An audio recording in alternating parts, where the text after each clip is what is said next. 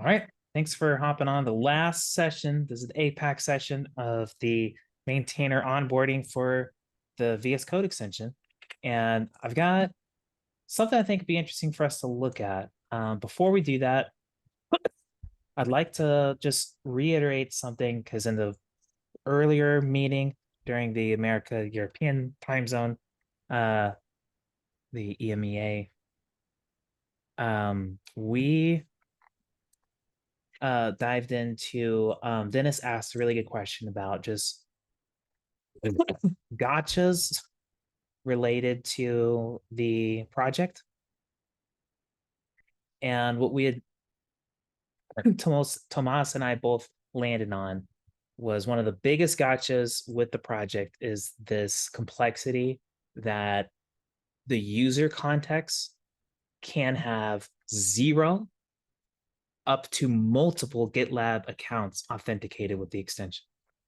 And at any time, they can have 0 up to multiple GitLab projects associated with the workspace.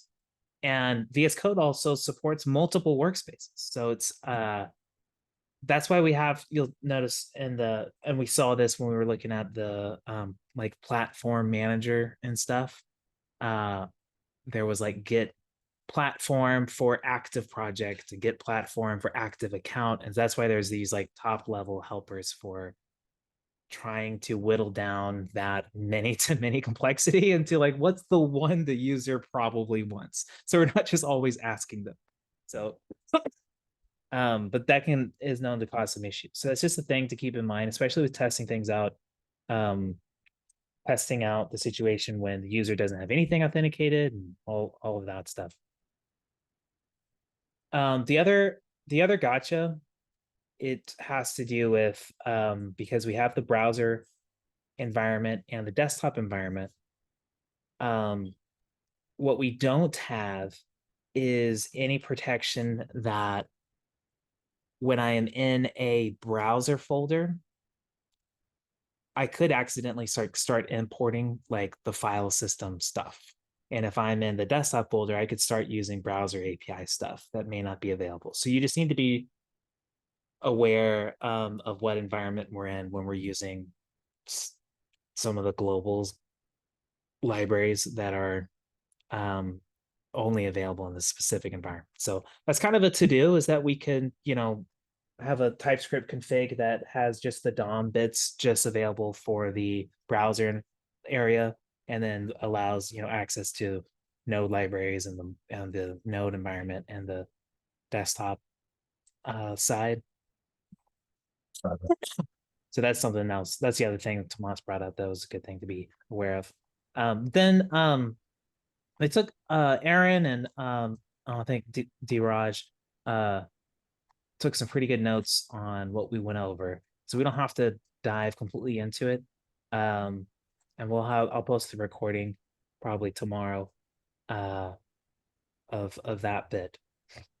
But I was thinking it'd be helpful for us to dive into an existing MR, and especially with a lot of the feature development being focused on the AI features. This is the kind of stuff that we normally see. So what do you think? You want to dive into that? Or is there any other kind of like maybe questions we can start out with? Or no, that sounds good. okay, cool, let's do it. So here's a new brand, I haven't merged this yet. Probably gonna merge it on the call. But Pavel put together a really good MR that's fairly straightforward of you can ask GitLab Duo to generate tests for the block of code that you have highlighted. And I want to see if just maybe as we look at it, these are some of the concerns that I'm going to bring up in a code review. And so I want to see what you think and like if anything like that kind of sticks out to you. So I want to highlight. Yeah, here's one. So here's well, first let me just introduce kind of the way that the MR is doing things. I normally review MRs locally. So we can look at the changes here. I've already have the stuff checked out. So I normally review it locally, and so maybe let's just do that because that might be the easiest thing to do. So it looks like we are adding a new, I guess, string to our possible string to our type here. So these kind of behave like enums, but not really, I guess, when it looks like this. It's just I see we're making some changes to package JSON. So there's one comment I left here. But this is where VS Code needs to know ahead of time, like the kind of stuff that the extension's going to register with it. And so if you look up the VS Code extension API, you'll see like a whole bunch of information about here's how we create new commands. And if you want it to show up like in the command menu, or if you're going to contribute a new command, you need to declare it here. And this is the title and category that'll show up. So if I'm here, it'll look like this kind of stuff, you know. But then it's going to show up in a couple other places. So the command palette is just defines what shows up actually here. And so the IDs have to match. That's one thing to keep in mind. The IDs are also going to be duplicated in the code when we register the command. But then here, VS Code does something interesting where we actually have some conditions we can declare and tell VS Code when it should make this command available in this context. And so we have a feature flag system that's pretty just straightforward. It's based off your settings and your configuration. And so, and then this is probably based on like the authentication state. I haven't dived into this, but we could look at probably just this string and see like here's where it gets set in the browser and in the extension state it gets set. Looks like here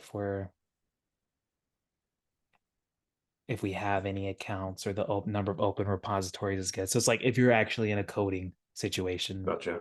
Yeah. So that's pretty straightforward. I left the comment to like, well, maybe we also want to add active editor. So it's good to be familiar with this. Documentation is so good, and they have a huge thing about when clause context because it's kind of big, and because there's a lot here. So here's all the different VS Code internal context that we can hook into. We clearly have our own that we can declare, and we got to manage the state of those. And VS Code makes something reactive when behind the scenes when those things are updated.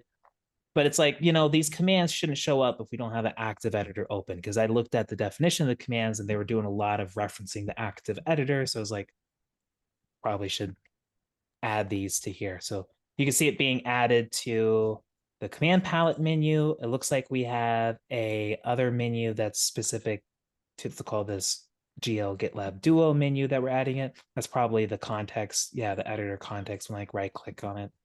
And then it looks like we are also defining some key bindings to it. And all that sounds great.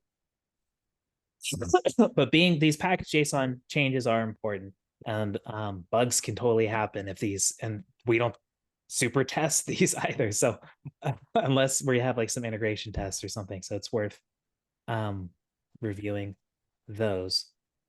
This is straightforward. I'm not diving into tests right now. This is where we start registering commands. So it looks like we have some sort of activate chat for all of the chat specific features. Let me see if I can find references to this thing. No references. I think I need to restart TypeScript. Do I not even have my TypeScript thing open? Why is it not? Oh, maybe I have to actually. Oh, that's interesting. When I was looking at it this way, it didn't like, because I was looking at a stage change. I guess it didn't treat it like a file in the actual file system. So I had to actually open the file, and then I could go to references. And I can see that this thing gets referenced in our main, our common entry point, where we were also doing some refactoring. We're familiar with this because we were doing refactoring to the telemetry thing here. So you see, this is going to come up later in one of the questions, one of the comments I'm going to highlight, but we have a check if our feature flag is on, and that's when we activate stuff. And that's where we're going to register these commands, and we're referencing this based on constant. All that's straightforward and makes sense. But I want to ask you, so diving into, so if I'm here, I can go to, let's see if let me go to the definition of this thing. Let's see, go to definition. Yeah, let's do it. Oh, it's not gonna do it because I have that thing. I lost it. Let's see. Go to definition. Sweet. Okay. So looking at this, I'm curious if anything jumps out to you. And I'll mention what my concern was. But maybe it's not really a concern, but so I phrase it as a question, but like, is there anything that's kind of jumping out to you in this command? And I can click around too. Check out something or I guess the first thing is the way that the I guess that's a prompt is being formatted and generated. Like, are those new lines all in a very specific? Does it have to be 2 new lines and that number of slashes and everything? Like, sorry, quotes. I wonder if that could potentially be extracted if that is a particular format that should be followed. it's a good question. Yes, that's the first thing. The type generate tests, I'm assuming, is linked back to, there was another where we saw that union type of strings. I wonder if that should potentially be a constant, or I guess actually that's probably typed in that chat record, isn't it? Yeah, so if I can highlight over this, I Chat can see record. it was Yeah, that no. one thing that we edited. So like if I changed it to something that was Yeah. not in there, you see it's so it's like in that case, I think we can kind of lean on TypeScript. We don't totally need a constant for that, but that's a good question too. Yeah. Just a general question. We don't use actual TypeScript enums anywhere, do we? We're leaning away from those. I used them recently, so Okay. maybe. I find it helpful when do I find it helpful? I find it helpful when I'm actually needing to do like an enum. I think the only time, so that's a good question. So I personally don't find myself doing this kind of thing a lot. So I going to our TypeScript development guide that was just recently merged. See where is it? Let's go to TypeScript. Come on, where are you at? All right, I'm gonna have to just find it from here. Contribute to GitLab style guides, TypeScript style guide. So my favorite way of handling that kind of thing is if I truly have yay. If I have different types of a thing, so like here's a foo bar, and that can have a bar, but here is a foo z, and that can have a z, but cannot have a bar. I can make a like a union type here of foo, but then I can then reference foo. It's not clear here, but I could do something like this. I could reference type foo type equals foo type. And it's really cool. It knows it's only going to be a bar as that. So I almost, if I'm really doing something that's kind of polymorphic-ish, this is how I prefer doing it. But I think here our intention is more enum-ish. And I'm fine seeing it like this. I like TypeScript enums because I think, I did so much C# in the past. So I think that might be influencing some of my preference. But that to me, I don't super care. maybe others would though. So one thing that comes out is interesting to highlight this. So another thing I don't super care about was like, I'm just kind of, I'm interested in the maintainability and the functionality from the VS Code extension side. I'm not going to be able to like set up all the AI model and assert like, is this the right prompt? And this is all behind a feature flag. So it's like, I'm not super worried about like the, I don't know, some of the particulars of the prompt. But one thing really stuck out to me is we include the text. We're wrapping it in this like markdown, we're wrapping in the markdown backtick stuff. But I've seen this happen before. And what if the text, the code itself includes the backticks? And is that going to confuse the AI model when we escape out of our code block? And so I brought that up as a question of like, well, one, I was curious, have we solved this problem before? So I think I was looking, I wonder if I looked for like references here to this content thing. Yeah, so you can see like there's a number of references here, but I think I also saw another one of our, I saw another one of our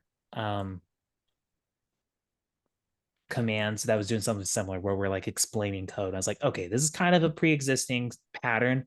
I don't think I'm going to block the MR based on there's a possibility issue here, but I brought it up because like we're contributing to this feature. We need to probably solve this for all of the extensions and how we want to handle this problem. That makes sense. Yeah, the other thing that stuck out to me was jumping into these utilities that we technically moved these over. We had this like inlined over here, but we're going to use it for another command, so we just moved it over to utility. That sounds awesome. Could possibly use, it's possible that one thing I haven't thought about is maybe we actually already have utilities for this. I didn't think about that. Probably something I should have thought of, but I'm not going to worry about it right now. But the other thing is I see all of this is inside of this chat subfolder. And so part of me is wondering, this isn't really chat specific. So should this kind of live in a different utils? I didn't really think about that the first time I was looking through this. Yeah, I kind of think this might belong better here, but I think I'm just gonna leave that as like a follow-up. Maybe we can handle it. I'm not gonna,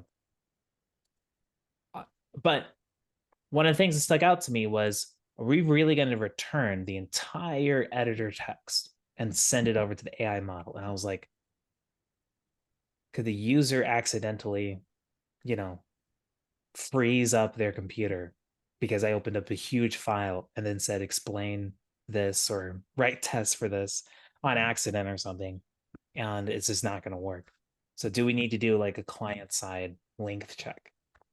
And that's kind of beyond, once again, like we're behind a feature flag. So doing that enables us to do things a little bit more iteratively. So I just asked that as a question of like, is that something we want to do here in a follow-up? And sounded like it's something that we'll handle in follow-up. So I created another follow-up issue for that one as well. But those are my biggest concerns here. And then I had some like testing feedback because we moved this over to utils module, but we didn't have specific tests for this module. So we generally strongly prefer every public facing module, every module that gets imported kind of needs to have its own unit tests on. So I requested that, even though I think they were kind of being maybe tested indirectly. But otherwise, this is a pretty straightforward MR. There was then one thing that really stuck out to me. But before I dive into it, is there any other comments or questions you may have about this and more? Or No, I mean it's looking good. I agree that those utils probably should be further up in a less specific folder. But no, it's looking yeah, pretty let's good. go ahead and leave that comment right now before I forget, because otherwise I would probably forget. I'll leave it down here. Suggestions, but I'm gonna say non-blocking.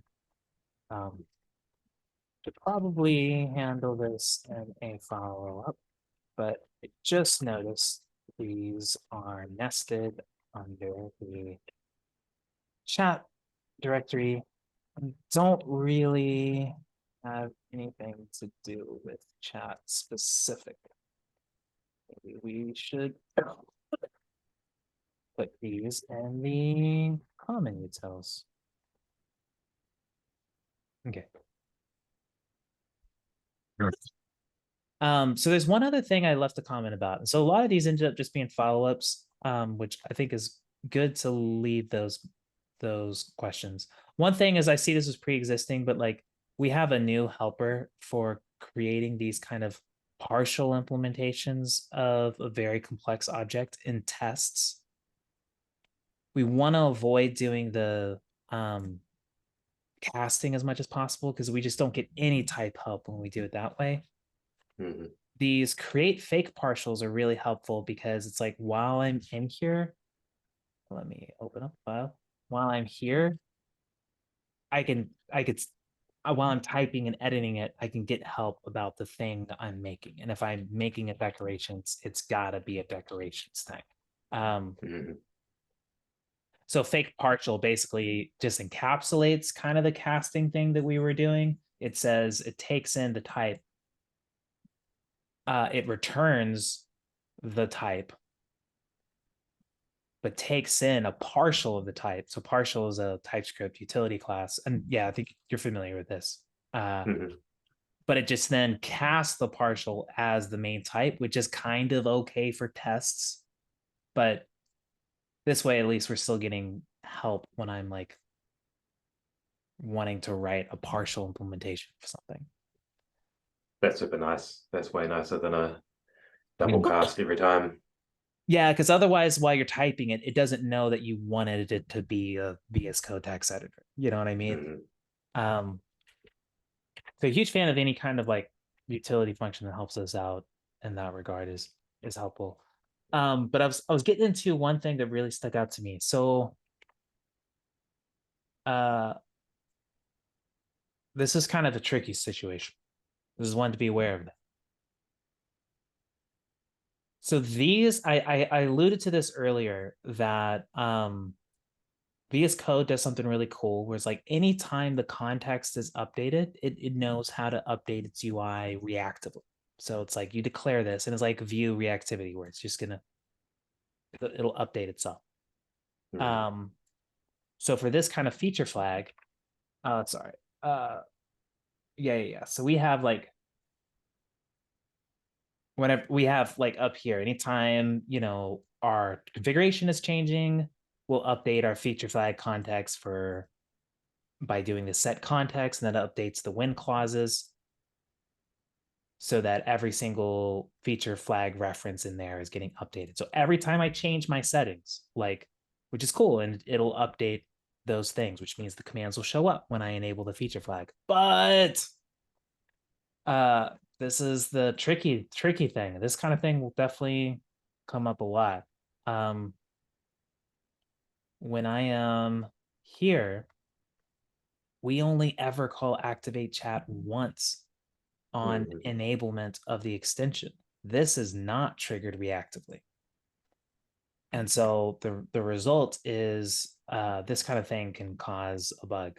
And I left a comment about this demonstrating if I start out as false, you see that the commands don't show up.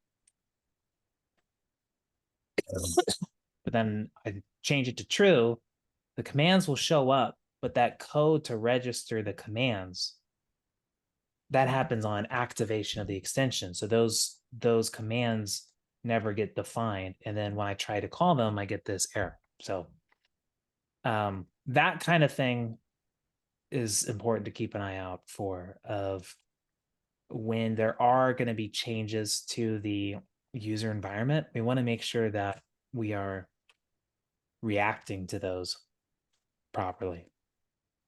So should we be looking at a pattern where the commands are always registered and then checked within the command whether feature flags are on or off, that sort of thing?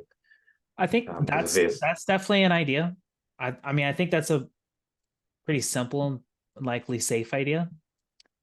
The only other solution I can think of in my head, and this is kind of a, I don't know, is we need to be reactive about it. So we're thinking, think subscribing to observables kind of thing. But we don't really have that. We don't have that pattern like implemented in the project yet. So I think we keep running into possibly needing that kind of thing, and especially in the web ID side, when we have a level of state that we want to manage and we need things to be reactive to it. So I wouldn't be surprised if we see it sooner than later. I'm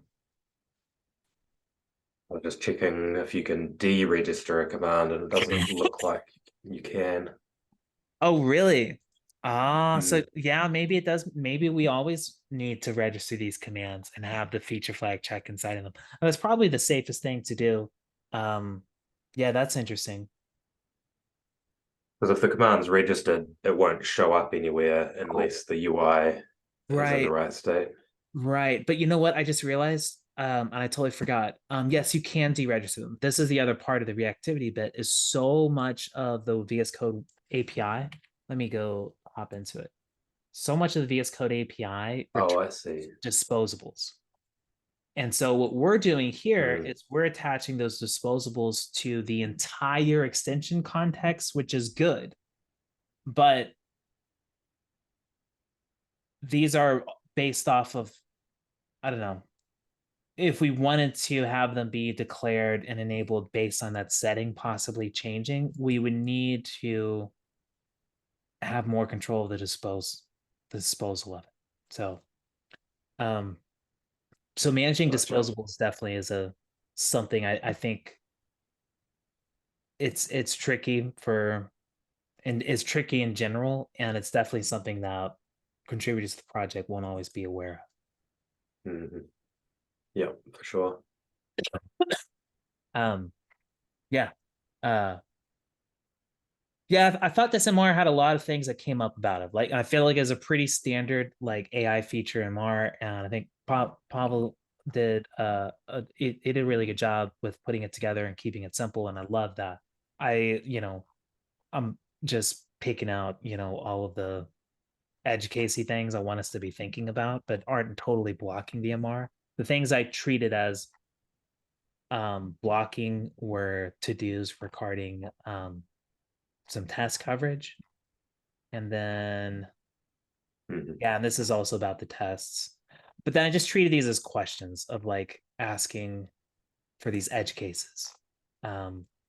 If we were not behind a feature flag, I probably would have wanted us to address these or wrap what we're doing in a feature flag. Like, because I do want to really protect what we're just putting in front of the user.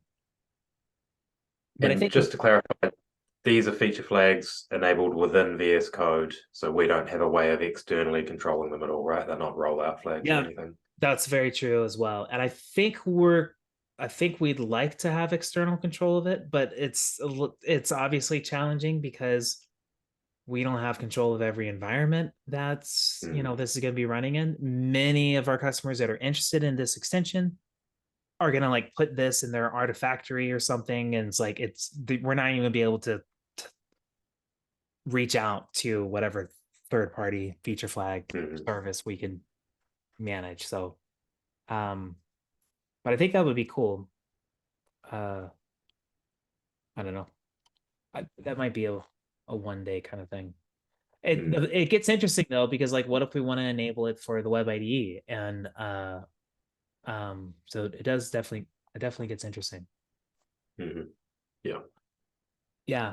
So I won't do it on the call, but yeah, I think I gave this a review and I think it's ready to merge. This has a non-blocking issue that we talked about, which is pre-existing. So I'll go ahead and create the issue for it, and then it's ready to merge. And when that's there, the things I want to be thinking about is the commit format good?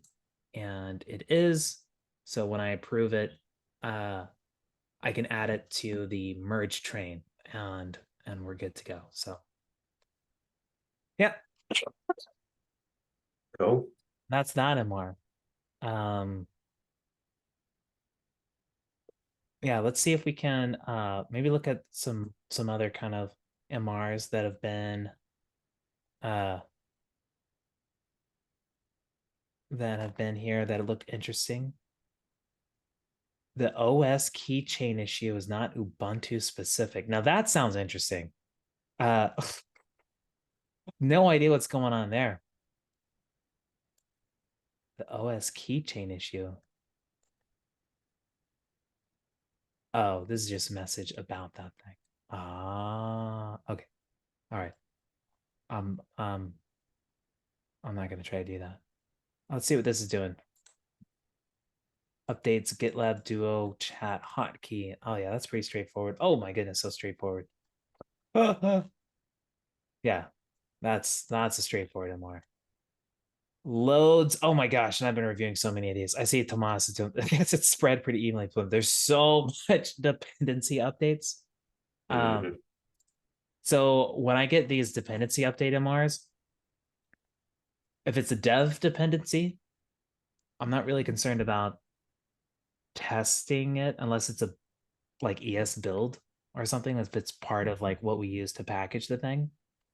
Um, but I am concerned about like, does the package changes look safe? And it's like, I would like, if this is part of a supply chain attack, I'd like that when when the day comes that happens, I'd like it to not be the MR that I approved and merged. Yeah.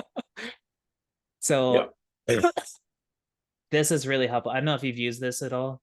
Have you used this? Yes, yeah. Okay, yeah. So this is really helpful. And I kind of just go through it and like I'm looking for like network calls. Yeah. That kind of thing. Do we bundle any dependency updates with Renovate, or are they always individual? So they are, you know what? We should probably bundle them together. I'm noticing a level of waste here. Yeah, we should really Often things bundle it. like types, you can chuck them all together. I mean, it looks like it. Look at this. So many of them. I'm gonna take a picture of this. We're gonna leave a comment on,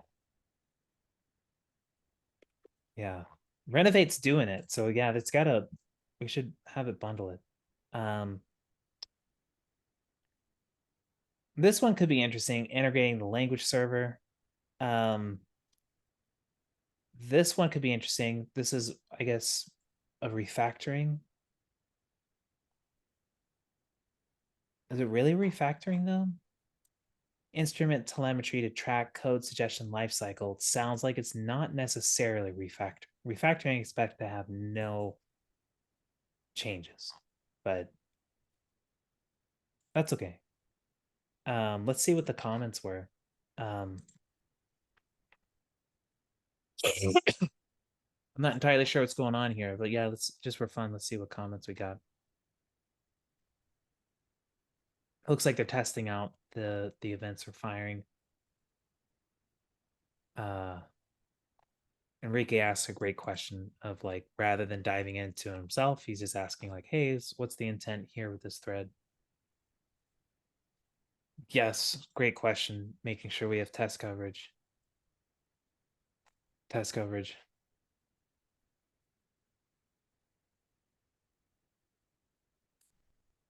Interesting. Okay. So yeah, it looks like since some of this telemetry stuff for code suggestions works in both the desktop and browser version, we are hard coding the IDE stuff. Um, and maybe that doesn't make sense in the web ID context. So that was a good question. But yeah, otherwise it looks like that was pretty straightforward MR. I mean, we didn't dive into the changes, but as I look into it, yeah, as I look into it, one thing that kind of sticks out to me is, well, I don't know, like, is anything sticking out to you like right away? I mean, the very first thing I noticed is the casing on Code Suggestions Telemetry Manager. I'm not sure if that's a class or something else, just from the name. Yeah. Right, so it's got a static method. Yeah. So I'm like, that's probably fine then if it's an intentional static method on a class. yeah, I Not find sure it interesting. necessarily why. It's good questions. Yeah. That's definitely sticking out to me, and not read it at all, but I do find it interesting that, like, why would we have a static that's using the instance, you know? Um, So this is some kind of singleton managing a singleton, right? yeah, it's kind of like, I think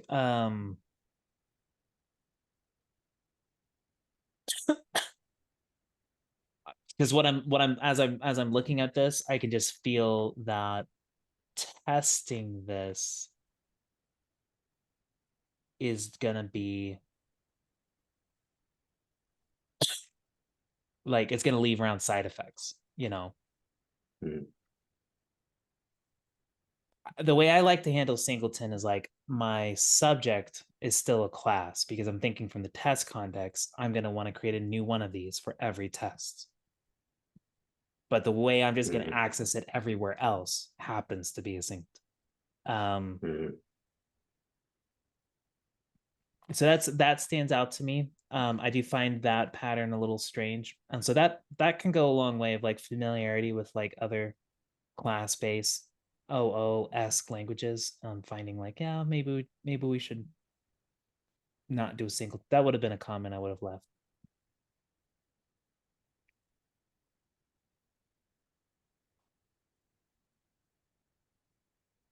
Yeah, I know. Um, you want to try one more merge request, or do you want to look anything else over here that's piquing your interest? Yeah, if there's another one that stands out. Yeah, let's do one more. Oh yeah, this will be interesting. Let's dive into this. Uh, so have we talked at all about the web views? Not on any of the calls I've watched. Okay. So it's worth probably watching, or just, you know, if you can, at times 2 or whatever, just skimming through the subject matter of the previous recording, because I think we ended up talking about web views a bit, and that's an important that's going to come up with the project, because so web views are like, flip flop. See how this multiple project abstraction thing causes issues all the time.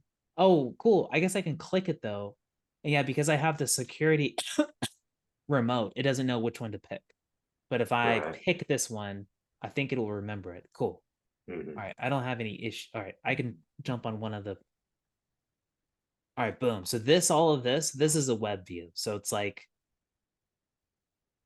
iframe that is bundled up with a view application that communicates through the message API back to the VS Code extension context that can also receive messages from VS Code extension context and load some stuff. Dude, I can even write comments from here. That's so cool. So fancy. Do I get I wish I could preview.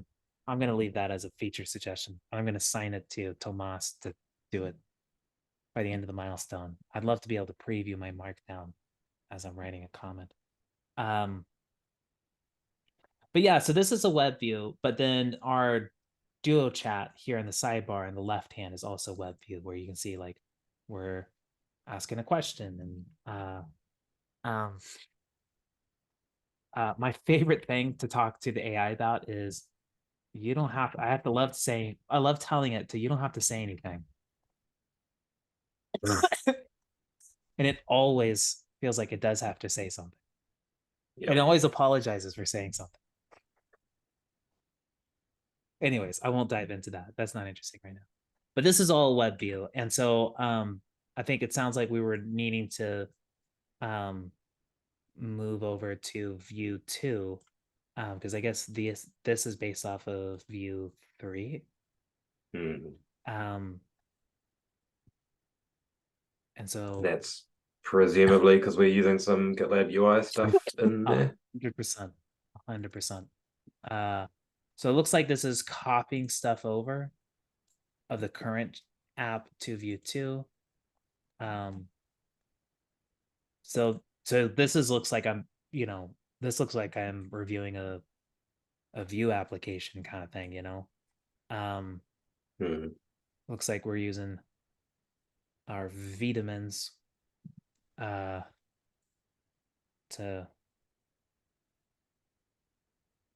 I'm not sure what this is. Why we have forbidden attributes? Why are we concerned about XSS tags? Render, oh, because we need to render markdown? Are we using Right. I do find that oh, this happens to me all the time. Okay, all right. Hopefully you saw that I clicked on main.js and it takes me here. And I'm like, wait, why I was like in my head too. I was like, why is main.js like, how is this setting all this Yeah. stuff up? But we're I in get the same thing, and I was wondering if it's to do with the browser zoom level, maybe, because I'm always zoomed in. But yeah, I yeah. get the same thing. Yeah, I don't know. This stands out to me, and hopefully we're aware of like we don't want to ever re-implement security stuff. So it's like I hope we can use I guess we're using DOM Purify. Is that what we normally use? I think we have though in like our GitLab UI some sanitization stuff that maybe handles this stuff already. So I kind of hope that we're using That that. would be nice if you could just import this list of elements and everything. Yeah, let me you know what? Let me actually see what this looks like on yeah. I'm gonna just ask this question here. Uh Not a big deal, but just curious.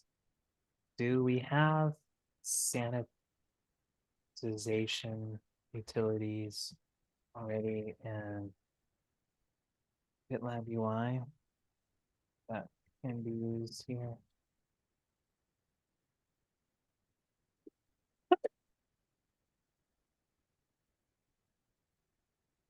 Okay, cool. But yeah, otherwise it's like, this is a view app, but you can see the you see some of the yeah, look at this. You get your acquire the VS Code API and stuff. And this is how we can post a message back to VS Code and that kind of thing. So these are interesting. I'm not super familiar with them, but these are another interesting, set of feature changes that can happen here. Do we have any kind of defined schema with the messaging or prefixes or anything like that? With the message API, Yeah. that's a good question. I don't think so, but I'm gonna do a quick look for app ready. So it looks like we have a thing here for on did receive Right. message is definitely an any. So yeah, I mean, it looks like it's just got to be some sort of serializable thing. It's probably, I'm surprised that TypeScript is not yelling about this usage of any. it should have like, I'd expect this to be like this, rather than implying that any, but I don't know, maybe so. So I'd expect us to have to check, like, did we get a command message back? Because otherwise, like,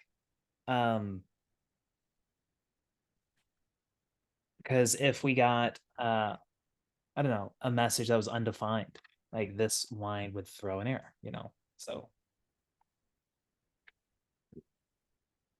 But whatever is waiting for Webview, that's got to be like the thing that, yeah, we have like our GitLab chat view, and then we have this thing called like the issuable controller here in the desktop, which is like, these are interesting ones that, initialize these Webview panels. This is a thing coming from VS Code land, and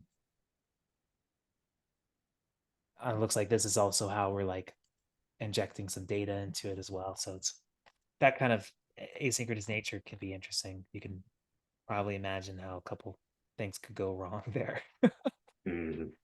Yeah. Cool. Yeah, I think that's about it. I think that was a pretty good sampling of some of the more complex MRs. As you can see, a number of them are already pretty straightforward. And then some of them that are implementing new things is it's helpful to deep dive into it. I think now that we'll have more citizens in the project, I think the amount of community support we can lean on each other to like, and I really like that we can hop on the Slack channel and just ask questions too. And I think that'll go a long way, as if something's not feeling right, we can not everybody has to do everything themselves. It's just,